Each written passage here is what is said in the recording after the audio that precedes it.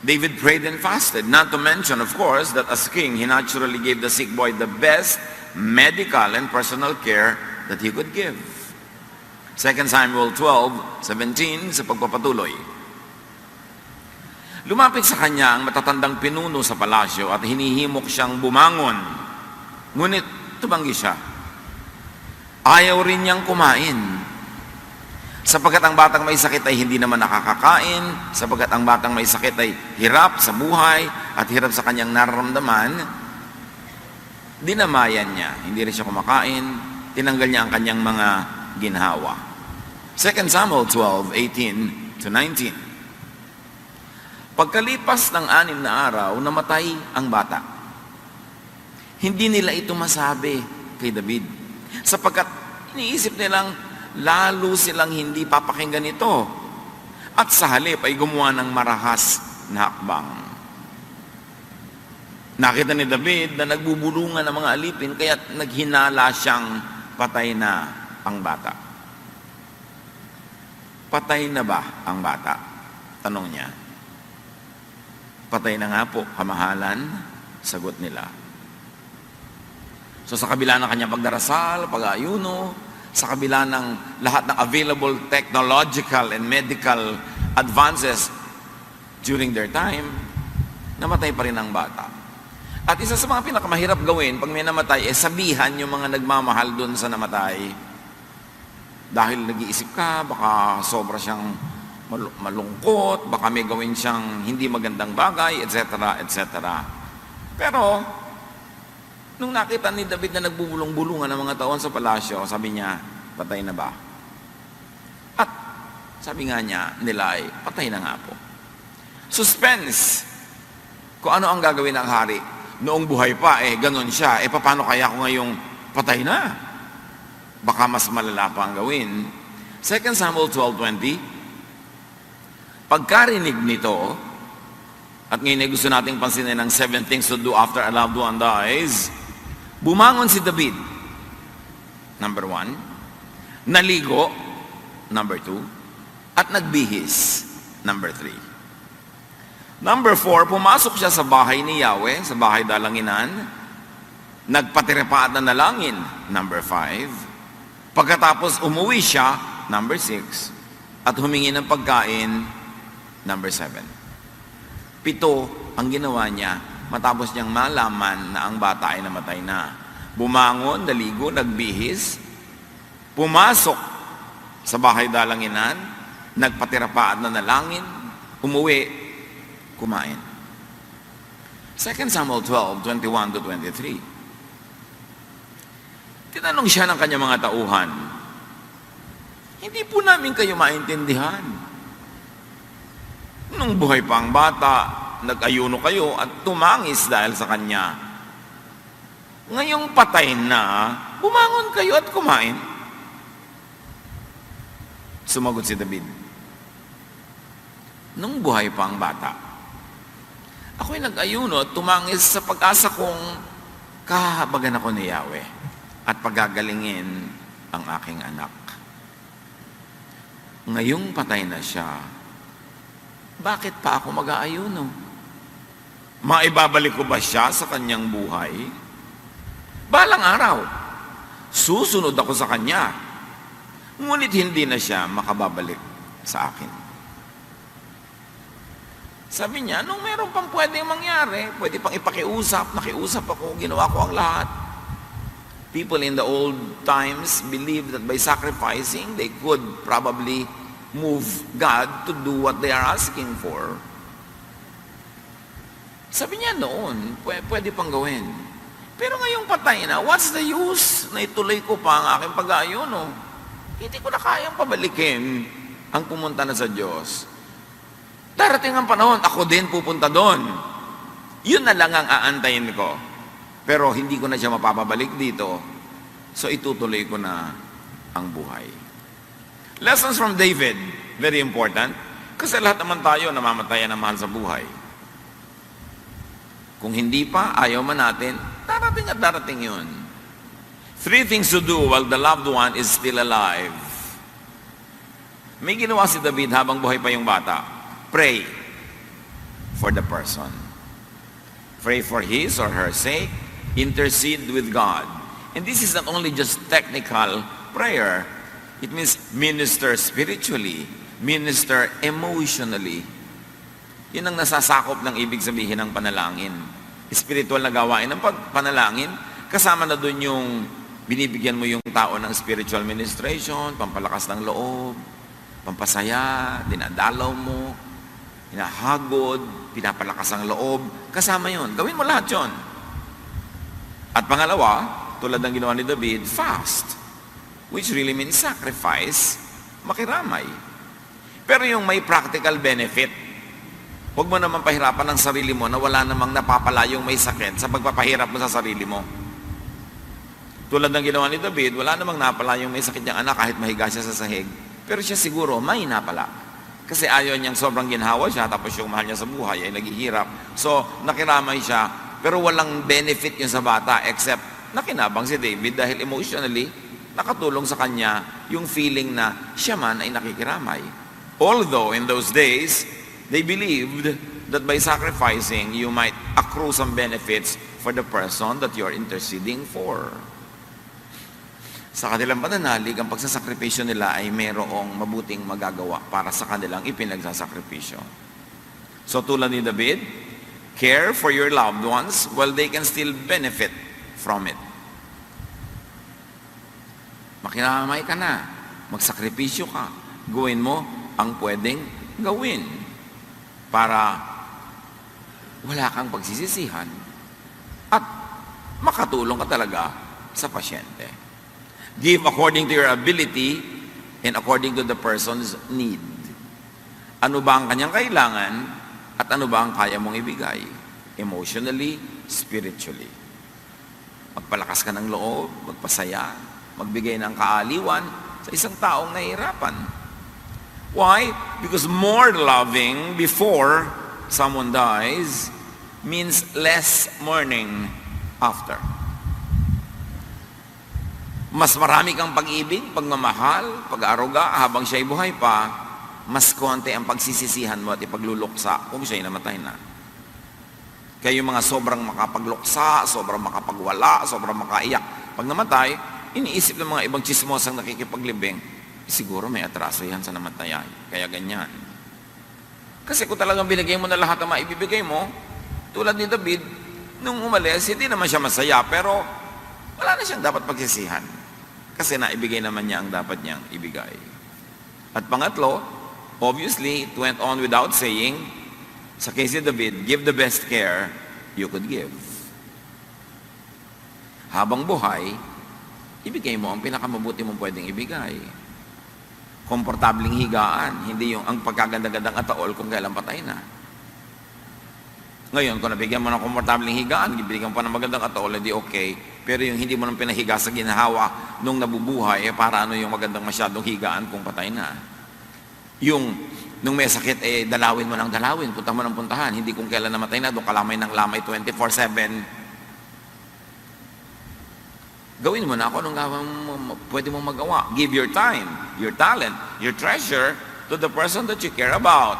Para kung siya ay bawian ng buhay at sumalangit, no regrets. Mas maluwag sa dibdib. Hindi masaya, pero hindi sobrang malungkot. So, reviewin natin the 7 things to do after a loved one dies. Or very, very technically, after a loved one returns to God. Kasi pag sinabi nating die, namatay, para ang lungkot. Pero yung sumalangit, may konting bahid ng lungkot, pero sumalangit naman pumunta sa Diyos, so huwag ka ng sobrang malungkot. Anong ginawa? Bumangon si David, sabi ng verse. So you stand up from that floor, whatever your floor is. Kung sumakabilang buhay na ang mahal, rise from your suffering, from your pakikiramay. Stop sacrificing. Make yourself more comfortable. Hindi yun dapat ika-guilty. Kasi, tapos na. Si David ay naligo. So, what do you do? Refresh. And in your life, it means restore yourself. Ibalik sa normal. Maging ang iyong ayos, ang iyong itsura. Sabi sa Bible, nagsuklay siya, nagdamit ng maayos. At siya ay nagbihis, nagsuklay, which means you prepare to face the world again. You prepare to get on with life. Ang Diyos na nakakaalam ng pinakamabuti, kinuha na siya, ikaw hindi pa. So it means dito ka pa, dito pa ang assignment mo. Huwag kang sumama sa libing, huwag kang sumama sa hukay.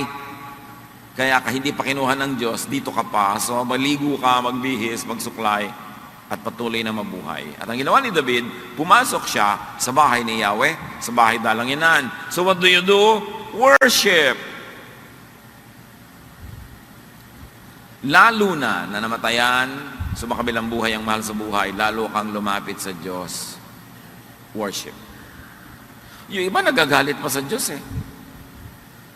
Meron nga akong classmate nung high school, nung namatay yung tatay niya, yung nanay niya sa libing, minura ang Diyos.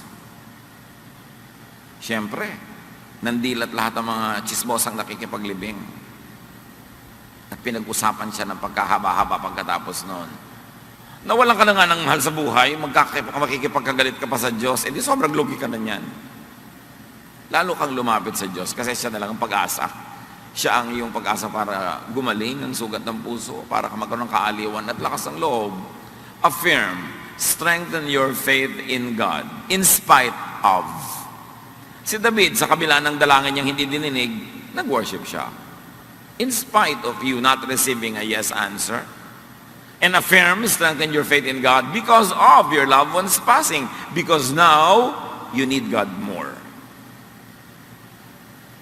So huwag magdramang bukid, magpakatalino, lalo kang kumapit sa Diyos. Huwag magtampo. Diyos ang nagbigay, Diyos din ang babawi.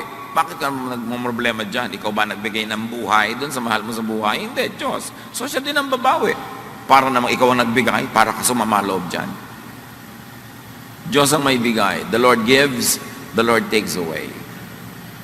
At sasabihin nga nung iba, bakit pa yung asawa ko ang nawala? Eh ano, asawa ng iba? Bakit yung tatay ko?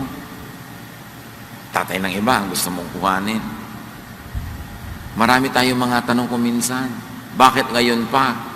Eh kailan? 300 years from now. Pagka tayo merong mahal sa buhay, tapos ang ganda-ganda ng samahan nyo, ang bait-bait niya, tapos kinuha siya ng Panginoon, imbes magalit at nabawi, magpasalamat ka at nakahiram. Nakahiram ka ng asawa ng 30 years, 40 years, salamat. Yung iba nga, buong buhay, hindi nakahiram eh. Nabigyan ka ng anak, napahiram ka ng anak, nabawi, salamat, nakapahiram sa iyo. Nakahiram ka sa Diyos ng nanay, ng tatay, ng tiya, salamat. Nung binawi, tulad ng anumang bagay na hiniram natin, na very useful, ang dapat mong gawin, magpasalamat ka doon sa bumabawi. Hindi yung nagagalit ka pa. Buti nga nakahiram ka. At magtiwala, lalong lumapit, lalong kumapit sa Diyos.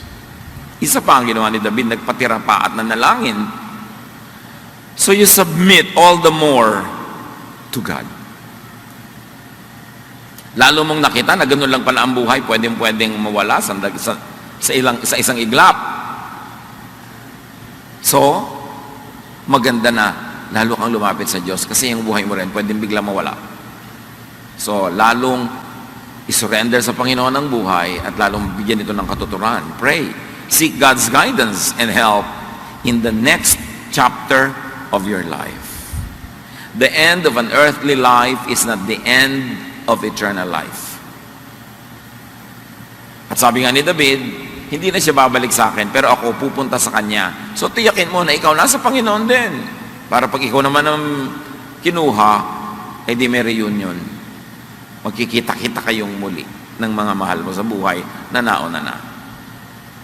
Ano pang ginawa ni David? Pagkatapos ng lahat, umuwi siya. So anong dapat mong gawin? Go home. Pag ikaw ay naglibing, pagka ikaw ay may dinala sa huling hantungan ng anumang mahal sa buhay, di ba uuwi ka? Pag uwi ka, at pag umuwi ka, isipin mong hindi ka lang umuwi sa isang bahay, bumabalik ka sa buhay.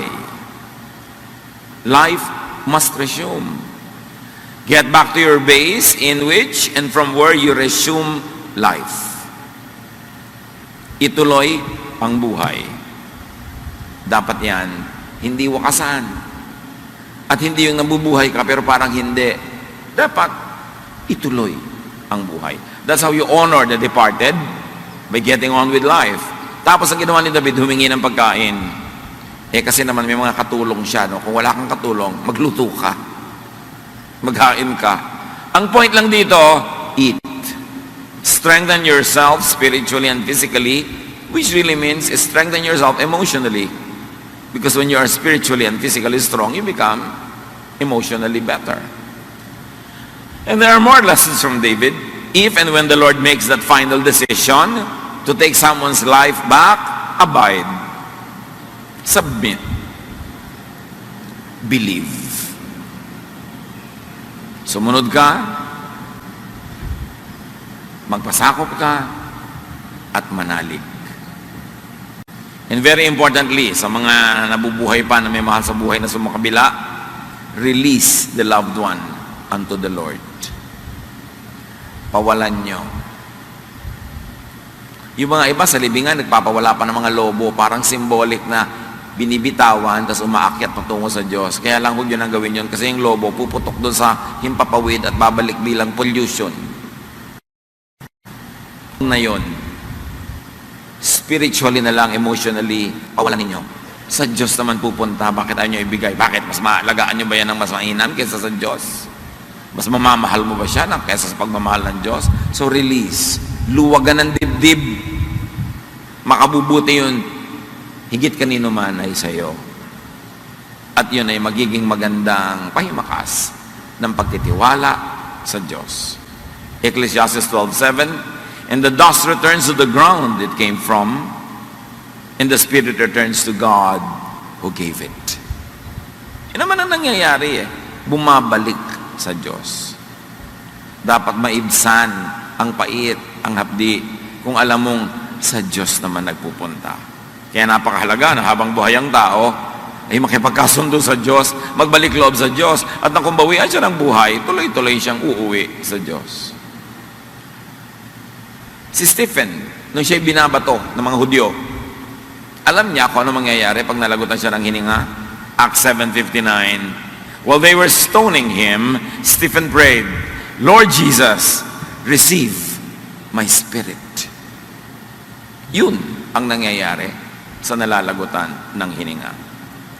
John 5:24, I tell you for certain that everyone who hears my message and has faith in the one who sent me has eternal life and will never be condemned. They have already gone from death to life. Sabi yan ni Jesus. Ang nananalig sa Kanya, sumusunod sa Kanya at nananalig sa Amang nagsugo sa Kanya, ay may buhay na walang hanggan at hindi hahatulan. Lumipat na sila mula sa kamatayan patungo sa tunay na buhay. So, kahit buhay pa ang iyong katawan, kung naniwala ka kay Jesus at sa nagsugo sa Kanya na Ama sa langit, yung espiritu mo, binuhay ng muli. Pag namatay ang iyong katawan, hindi na mamamatay yung espiritu na yon, babalik lang sa Diyos. Kaya sinasabing, ang tunay na nasa Panginoon, kailan may di namamatay. Sasabihin ng mga pilosopo, bakit ayan, nasa ataul? Katawan yon, yung espiritu ang pinag-uusapan, at yung espiritu ang mahalaga. At iyon ay hindi makararanas ng kamatayan. Kaya hindi natin sinasabing, ay, namatay na pala si sister ganon, ay si brother ganon. Dito nga sa day by day, sinasabi natin, ay, gumraduate na pala. You know, graduation is a promotion. At kung nasa Panginoon ka, pag namatay ang iyong lupang katawan, gumraduate ka, you get promoted to the next rank, which is to the presence of the Lord. Kaya sabi ni David, ang linaw-linaw, malinaw sa kanya someday I will join him in death, but he can return to me. Yun na lang ang aabangan ko, na kami ay magkakasama muli doon sa kabilang buhay, hindi dito. Magkaka-reunion naman kayo. Yan ang lagi mong isipin kung mayroong mahal sa buhay na gumraduate. Lalo't pareho kayong nasa Panginoon. Revelation 21:3-4, I heard a loud voice shout from the throne, God's home is now with His people. He will live with them and they will be His own. Yun ang magaganap. Sa huling sandali, magsasama talaga ang Diyos at ang kanyang mga anak. Yes, to continue, God will make His home among His people. He will wipe all tears from their eyes. And there will be no more death, suffering, crying, or pain. These things of the past are gone forever. Na sa kabilang buhay, sa piling ng Panginoon, ay wala ng lungkot. Wala ng sakit. Lahat yun ay lipas na. Pero yun ay future tense pa. Now, ikaw na naiwan, you are still in your earthly body. Magpakanatap. Buuin ang loob. Ituloy ang buhay. Ano ang sakit niya? Ano ang hirap? Hindi yan bago. Lahat ng tao sa mundo, naranasan na yan. At kung hindi pa, naranasan na yan. Bagaman mahirap ang sakit, everyone survived it. So, walang bago sa mundo. At lahat ay naranasan na yan.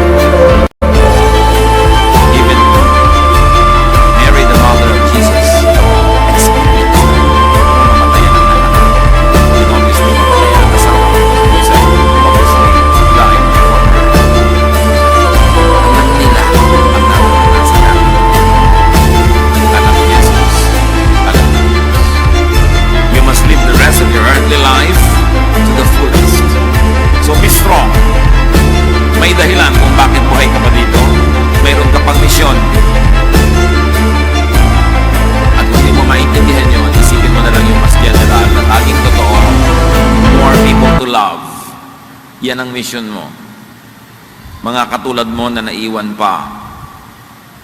At kung yung mahal mo sa buhay ay may minamahal, at siya na mahal mo sa buhay ay nawala na dito sa mundo, gawin mong mission na ikaw ang patuloy ng pagmamahal niya sa mga minamahal niyang hindi na niya pwedeng mahalin ngayon in a physical earthly sense. Missionin mo na yon dahil mahal mo siya eh. Mahal mo pala siya, meron siyang alagang aso, o di alagaan mo ngayon. Mahal mo pala siya, mahal na mahal niya ang tatay mo o nanay mong iniwan niya, mahalin mo ngayon yung naiwan mo magulang. Yan ang gawin mo, ituloy mo yung ginagawa ng mahal mo sa buhay para magkaroon ng saysay ang natira mong buhay ngayon. So, kung ikay namatayan, sumakabilang buhay ang iyong mahal sa buhay, ngayon anong gagawin mo? Love pa more. Ano ba yung mga mahal na noong yumao? Ano ba ang kanyang mga adhikain? Ano ba ang kanyang mga project? Hindi ituloy mo. Para lalo mong ma-appreciate yung buhay. At heto inisa-isa natin yung ginawa ni David. He prayed, he sacrificed, he cared. Halimbawa, ikaw, nagkulang ka sa department na yan. Yung hindi mo man lang namahal, namatay na. Hindi mo naman namahal ng husto, namatay na. Hindi mo naalagaan. Ngayon mo lang na-realize, o meron kang atraso, meron kang pagkukulang. Ano ngayon mo gagawin mo na wala na siya? Bumawi ka sa mahal noong sumalangit. Hindi mo siya namahal ng husto, hindi mo siya naalagaan, pero may mahal pa siyang naiwan, o mahalin mo ngayon yung naiwan na yon. Doon ka bumawi, makakabawi ka rin. At kung wala ng specific person o bagay na mahal siya na pwede mo ngayon ipagpatuloy ang pagmamahal in his or her behalf, magmahal ka ng iba. Because whatever you do to the least of the people around you, you do to God. And you do in honor of the person that you are grieving for. Napakasarap sana kung naibigay mo ang lahat, tapos sumakabilang buhay siya, di wala kang pagsisihan, kung minsan hindi mo nagagawa yon. Anong gagawin mo ngayon? Maggulok sa kabuong buhay? No. Ibigay mo ngayon yung pag-ibig na hindi mo na ibigay sa kanya sa ibang dapat ibigin, lalo sa mga mahal din naman niya. Bawi ka. May pag-asa. God is a God of second chances. Hindi yung lagi ka nalang walang chance at magluluksa ka buong buhay. And for now, while you are alive, inspired and energized by the memory of your loved one, do more. Love more. At kung hindi pa natin nararanasan itong mga kapatid, sana hindi mangyayari, pero tiyak na mangyayari. Lahat tayo uuwi at hahantong sa physical death, Meron tayong mga mahal sa buhay na may mauuna sa atin. Meron naman kumisan, tayo yung nauuna. Prepare yourself for that. Think of David. Think of what he did. So that when it does happen, you will have very little or no regrets at all. And for the sake of your other loved ones, nakasama mo pa, ayusin mo ang iyong buhay. May mga pananagutan ka pa, may mga mission ka pa, meron ka pa mga dapat gawin. And empowered by the Spirit of God, it's very important to move on. God knows. Huwag nating madaliin. Sabi, to live is Christ, to die is gain. Yes, to die is gain for believers in the Lord. Meanwhile, hindi ka pa dead, to live is Christ. Do the work of Christ. Do the work of Jesus and keep on living. At pagka-assignment mo'y dumating na para tawagin ka ng Panginoon, it will come on time. But you don't have to rush it. Hindi kailangang i-fast forward, hindi kailangang madaliin. Natural lang lumungkot. Pero pag lumulungkot kayo, aliwin nyo ang inyong sarili. Huwag kayong magpakalubog-lubog sa lungkot dahil kakainin kayo niyan. Ang mahalaga, honor the memory of the departed loved one by doing the good things he or she has been doing, by loving those that he or she loved, or loving others instead. Because life goes on. Dear Lord, teach us. Turuan niyo po kami, Panginoon, na habang nasa paligid namin ang mga mahal namin sa buhay, mahalin na namin. At kung kunin niyo na, ay maging mas maluwag sa aming loob. At sa mga nagkaroon ng mga pagkukulang, hindi ito nagawa, at naging parang huli na dahil binawi na ang buhay ng mahal nila sa buhay,